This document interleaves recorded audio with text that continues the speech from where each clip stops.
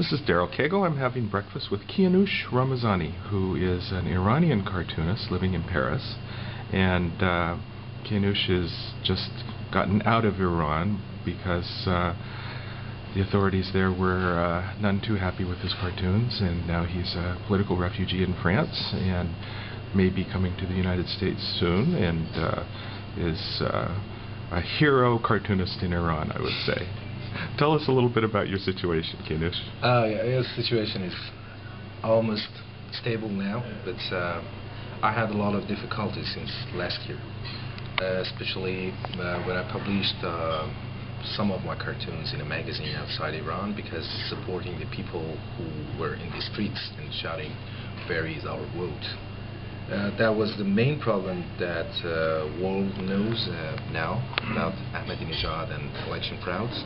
And I was one of the journalists and cartoonists who mentioned that problem, and can't continue my self-censorship. Because of that, I had to leave my country. That's all. It's interesting you describe that as a crisis of self-censorship. Yeah. So you felt that you weren't able to continue being a cartoonist and continue self-censoring yourself, so you decided to leave rather than being forced out by a particular cartoon. Yes, mainly when I compare my situation with the people inside the street, I couldn't be calm, and I couldn't continue being conservative, because they killed the people just because of very, very normal objection. And I saw myself in the mirror. Hey, if you are a cartoonist, you have to break the silence, and you have to do your job. And my job was, as a cartoonist, was expression and telling the reality. And the reality in that time was telling the truth and supporting that people, because they're fighting for freedom. And because of that, I started drawing freely. That was always my dream. And I sent my cartoons outside of Iran, and they published their cartoons. So I knew that what I'm gonna do before, but I accept the risks, and after that I had to leave the country. Look like my other friends, my writers friends, journalist friends. Yeah. Regular readers of our site know Nick Kausar's work. Nick is a friend of yours, and also Mana. We covered his stuff in our blog, so our readers know a bit about Iranian cartoonists in exile. Is there a community of cartoonists you keep up with each other, and are there particular places where your work is posted outside of Iran? Yes, after the election problems,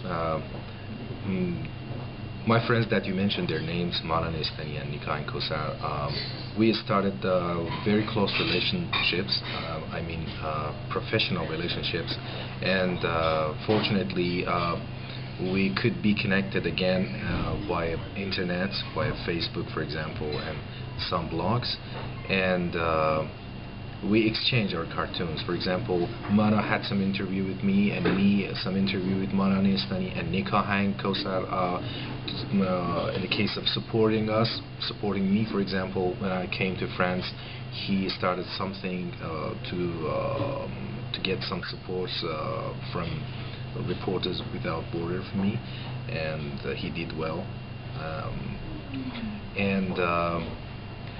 We continue our cartoon exchange when we arrived in the countries. Of course, Mana and Nikahang was doing before, but when I arrived here, I continue like them.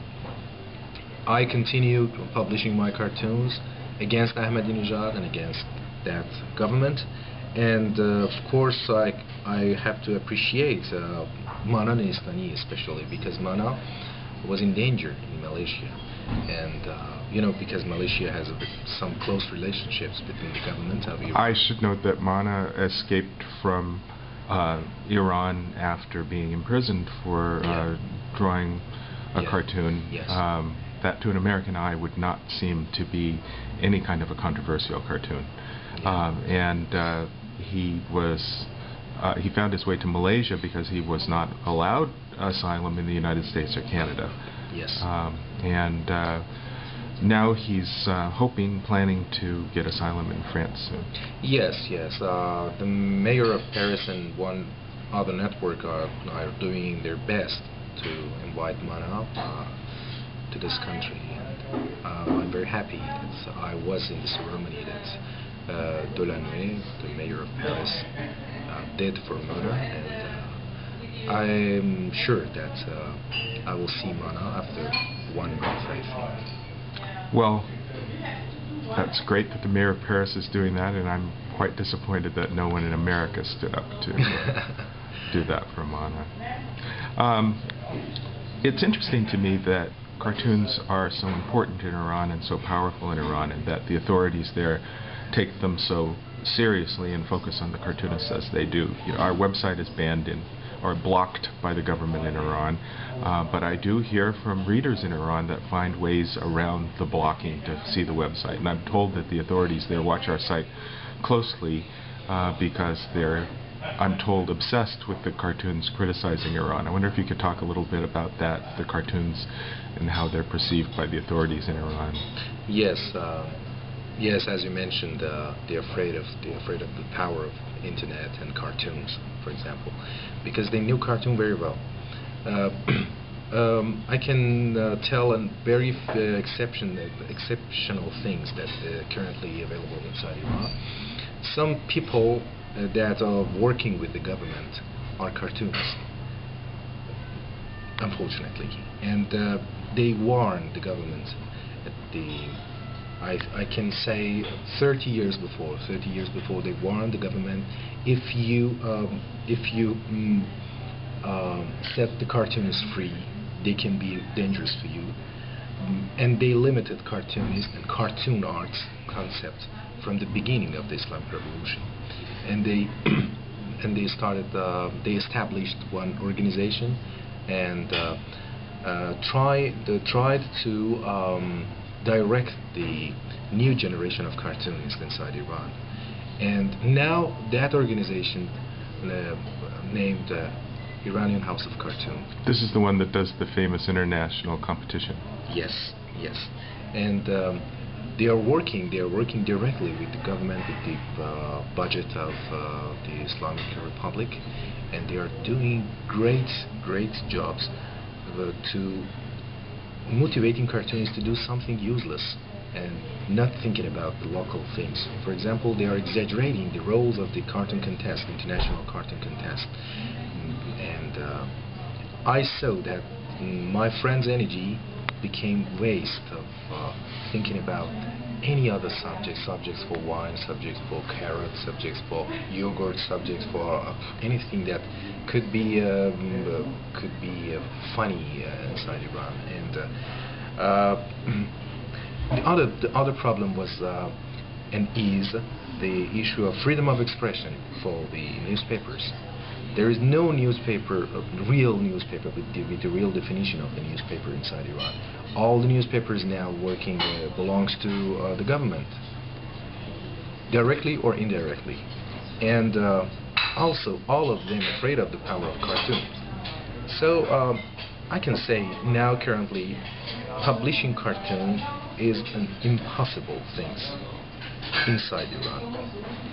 And to me, as an exiled cartoonist, I'm trying to find a way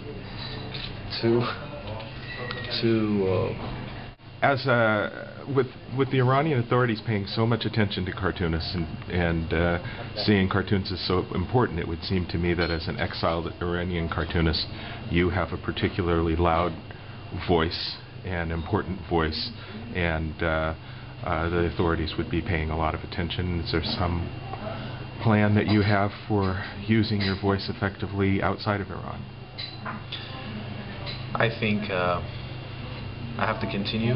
I have to be connected to my friends, my colleagues, and I have to spread my connections with great friends like you, and I have to speak a lot about Iran.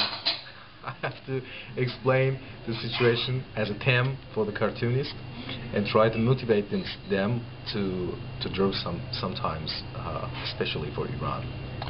Well, please give us some cartoons to run with this video. We look forward to seeing your work on the site and wish you all the good luck and the good fight. And hopefully you'll be going to Harvard for a year. So cross fingers. I'm waiting for that, but if it happens, yeah. I wish you luck with that. Thank you, Daryl. Thanks a lot, Thank you for your Kianoush. support. Okay.